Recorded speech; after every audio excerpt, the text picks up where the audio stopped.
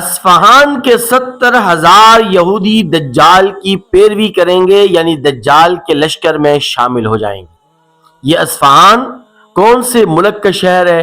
اور کس ملک کے یہ لوگ دجال کے لشکر میں شامل ہوں گے، مکمل تفصیل آپ کے سامنے رکھنے جا رہا ہوں، اور یہ تفصیل میں آپ کے سامنے صحاح ستہ کی مشہور اور معروف کتاب صحیح مسلم کی روایت کی روشنی میں عرض کروں گا،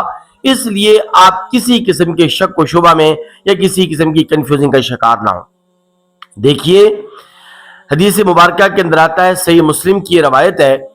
اور حدیث نمبر 2994 ہے۔ میں نے حدیث کا نمبر اس لیے بتایا، صفحہ نمبر اس لیے نہیں بتایا کہ عام طور پر جو مکتبے کتابیں چھاپتے ہیں تو ان کی طباعت مختلف ہوتی ہے تو صفحے آگے پیچھے ہو جاتے ہیں، اس لیے میں نے آپ کے سامنے صحیح مسلم کی حدیث نمبر 2994 آپ کے سامنے عرض کی ہے۔ اس روایت کے اندر جو الفاظ آئے ہیں وہ الفاظ ہیں الطیالسہ، الطیالسہ، اور یہ الطیالسہ تیلسان کی جمع ہے، اور تیلسان کہتے ہیں سبز چادر کو،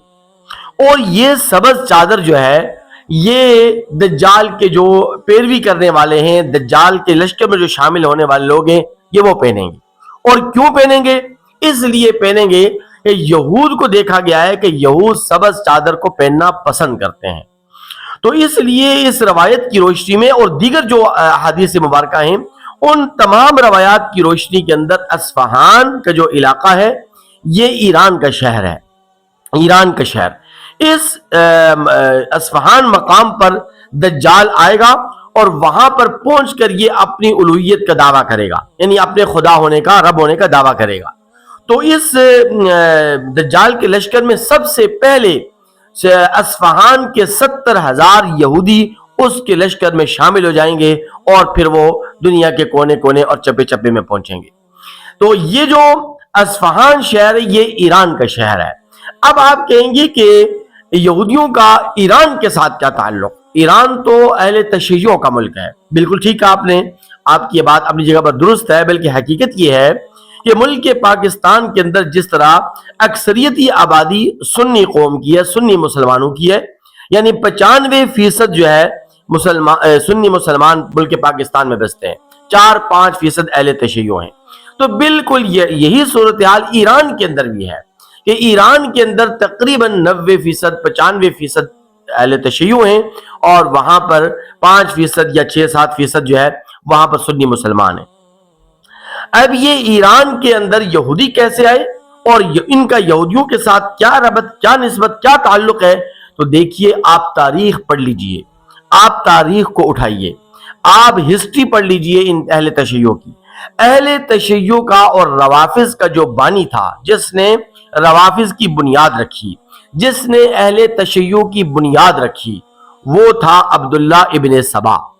اس کی مکمل تفصیلات آپ کو یوٹیوب پر اور اس طرح سوشل میڈیا پر آپ کو مل جائے گی۔ اگر آپ کو چاہیے ہوں تو آپ مجھے کمنٹس کریں، میں انشاءاللہ العزیز آپ کو کمنٹس کے اندر اس کی پوری تفصیلات عبداللہ ابن سبا کے متعلق آپ کو دے دوں گا۔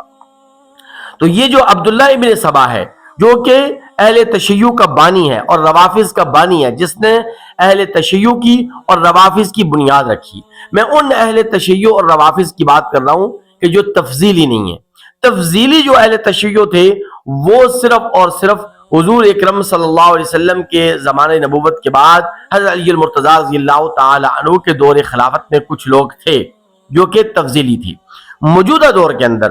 اور اس 14ویں صدی کے اندر جتنے بھی اہل تشیع ہیں یہ سب کے سب روافض ہیں، ان کا تفضیلی اہل تشیع سے کوئی تعلق نہیں ہے، یہ فرقہ اثنا عشریہ والے ہیں۔ اس لیے تمام علماء کی اور بلکہ ملک پاکستان کے علاوہ دیگر جو اسلامی ممالک ہیں 1100 علماء کی تحقیق کی ہے، یعنی پوری دنیا کے 1100 علماء کا متفقہ فتویٰ اور ان کا متفقہ جو تجزیہ اور تبصرہ ہے اور متفقہ جو فیصلہ ہے وہ یہ ہے کہ اس وقت جتنے بھی اہل تشیع ہیں وہ سارے کے سارے روافض ہیں اور وہ اثنا عشریہ فرقہ اثنا عشریہ سے تعلق رکھتے ہیں۔ تو ان روافض اور ان اہل تشیع کا جو بانی تھا وہ عبداللہ ابن سبا تھا، اور عبداللہ ابن سبا کے متعلق 100% کنفرم یہ بات کہی جا سکتی ہے اور 100% تحقیق یہ ہے کہ عبداللہ ابن سبا یہودی تھا۔ تو جب وہ یہودی تھا تو اس کی جو نسل ہے جس نے اس نسل کی بنیاد رکھی، یعنی اہل تشیع کی بنیاد رکھی، اور اہل تشیع کی اکثریتی آبادی ایران کے اندر ہے، تو اس لیے بہت ممکن ہے، بلکہ ممکن نہیں 100% یہ حقیقت ہے کہ ایران کا جو شہر اصفہان ہے وہاں کے جو 70,000 یہودی ہیں وہ 70,000 یہودی دجال کے ہاتھ پر بیعت کریں گے، اور دجال کے ہاتھ پر بیعت کر کے پوری دنیا کے اندر فساد پھیلائیں گے، اور پوری دنیا کے اندر لوگوں کے ایمان اور لوگوں کے عقیدے اور نظریے کو برباد کرنے کی ناکام کوشش کریں گے۔ اللہ تعالیٰ سے دعا ہے کہ اللہ تعالیٰ ہمیں دجال کی فتنے سے بھی محفوظ و معمون فرمائے، اور اللہ تبارک و تعالیٰ دین و ایمان کی سلامتی کے ساتھ ہمیں اس دار فنا سے رخصت فرمائے۔